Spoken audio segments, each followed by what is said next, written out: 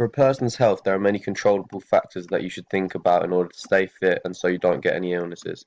Examples of these factors could be weight, smoking, alcohol consumption, exercise, blood pressure and heart rate, and diet. However, there are also factors that can't be controlled that can affect your health, such as genetics, height, race, gender, age, and diseases. Here we have graphs showing the results of the client compared to normative data.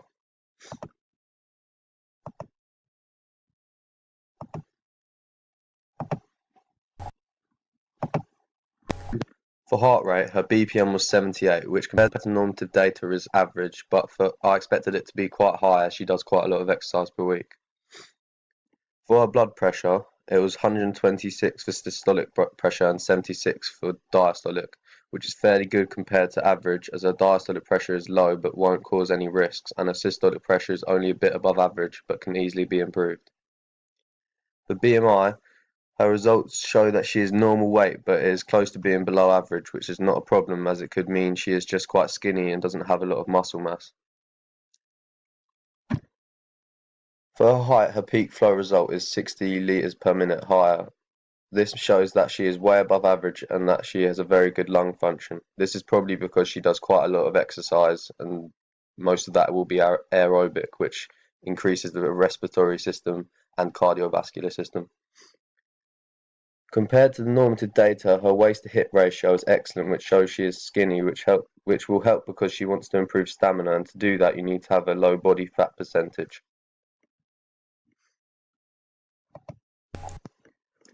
For goals, her strengths were that she had very specific goals that can be easily achieved if she works hard enough. She knows the methods she wants to use as well to improve her fitness, which will mean that there will be no confusion in how she wants to do it and she can just put her mind to that straight away. However, she doesn't have any goals as she goes through training, so it could demotivate her. So to fix this, she should think of some short-term goals as well as long-term, so she doesn't just lose focus or get bored of the training. For physical activity, she does quite a lot of exercise per week, which means her fitness levels will already be quite high, so it'll be easy to work with her and to improve her fitness even more, as she's very capable of doing it. She's also part of a team, so she plays sport competitively, which is good for her health as it means she's active every week and always doing something. She could try to do different exercises other than football to improve other muscle groups. She could do this by asking friends if they would like to start a gym or do exercises together, just so that she doesn't always have to stick to one sport and always doing the same thing every week. For nutrition, she says she has a balanced diet, which is very good, and she drinks the required amount of water every day, which is 2 litres. She also eats fruit and veg every day, which is very good as she's getting nutrients that she needs to her body. However, she should try eat something for breakfast as it will give her more energy for the day, and she should consume less unhealthy products and substitute them for healthy snacks. She should also try get takeaways every other week rather than every week as they're very unhealthy. Moving on to lifestyle, she doesn't smoke and only drinks on special occasions, which is very good for her major organs like the liver and the lungs. She has good hobbies that keep her active as she does photography, which requires a lot of movement. She also doesn't take any drugs that aren't prescribed, so she keeps her body in good condition. However, she has a stress level of 7 out of 10, which isn't too bad but is quite high. She needs to make time for work so she doesn't have to ruin her sleeping pattern as she says she procrastinates a lot. For physical health, she doesn't feel unwell a lot, which shows she has quite a healthy lifestyle. However, she normally has injuries in the arm, so she should avoid lifting any heavy weights or loads on that arm. Her BPM is normal in adults, but as she does quite a lot of sport, it should be lower. She can improve this by cutting down on high-fat foods, as it will reduce the build-up of fat around the heart. She could also get off the bus a couple stops early if she has enough time before college, and she should try to find new hobbies that involve activities such as park runs. For blood pressure, her systolic pressure was in pre-hypertension, so you could lower this by, in spare time, doing small exercises to keep the heart and arteries in good condition. And she should try methods of reducing stress, for example, get up a bit earlier, busy mornings stresses her out. BMI is slightly low but could be increased by eating more calories per day compared to averages, which is 1,500 to 2,000 for women. She could also increase her muscle mass by lifting heavier loads, and she could also eat healthy snacks that add to her daily calories, such as granola bars and bananas. Her lung function is above average but could be improved by going for runs or cycling to improve stamina and the efficiency of the respiratory system. She could also practice holding her breath, as it has been known to increase the lung capacity, and she could take stairs instead of lifts when possible. Her waist to hip ratio is quite low but could be improved by changing her diet to increase body fat percentage or doing abdominal exercises to improve muscle around the waist. One of my recommendations is to improve her sleep pattern. One reason that the client doesn't have a very good sleep pattern is that she leaves work until the last minute. A way to go about this issue could be to find a friend at college to go to the library with after lessons, because it will mean that you have someone there to help you or to keep you company, so you're in a healthy working environment instead of getting distracted by your phone or TV at home. Another reason for her leaving work until late at night is because she procrastinates a lot. So she could try and avoid this by leaving her phone in a different room whilst she does her work, as it will mean that she will be more focused and get more work done quicker without having to look at her phone whenever she gets a notification or gets bored of the work.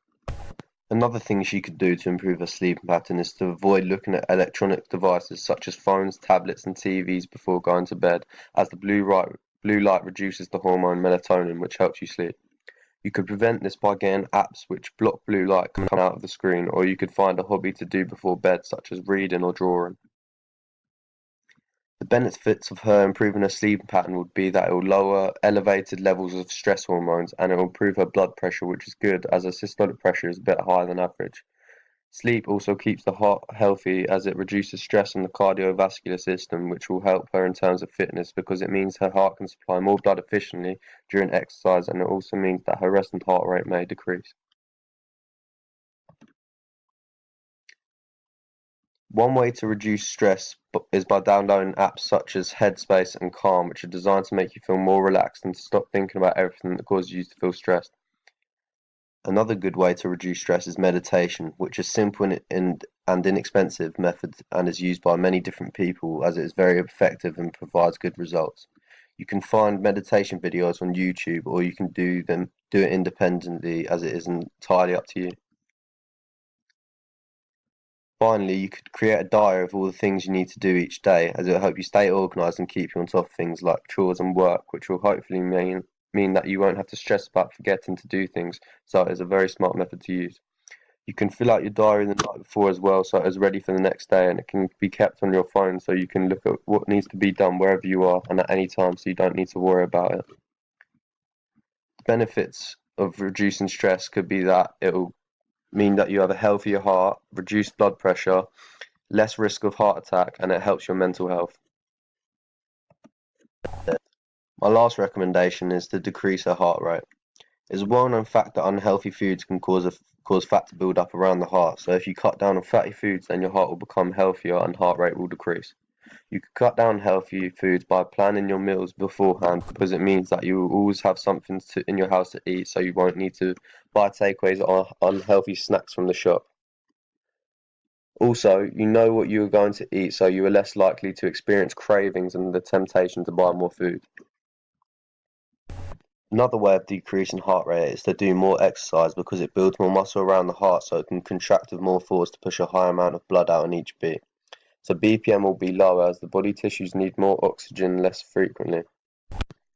As my client likes football, a suitable way for her to start doing more exercise is to join a five-side football team with some friends, and the games are every week, which will give you around 30 minutes to an hour more exercise per week. An alternative could be to go on runs every day in your spare time, as it improves your cardiovascular endurance, which means the heart will get stronger.